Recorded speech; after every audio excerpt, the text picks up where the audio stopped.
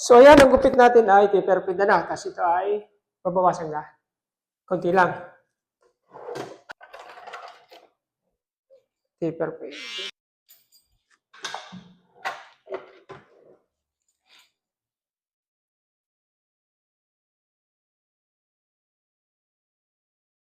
Buti na unahan niyo yung appointment kong dalawa eh.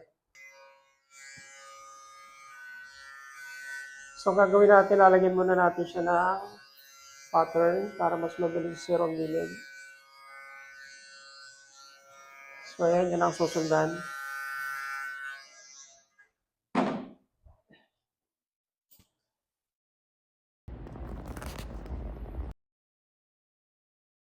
Nagano naman natin ng paraan, ayos naman. Yun, no? Ayos ka. Ayun.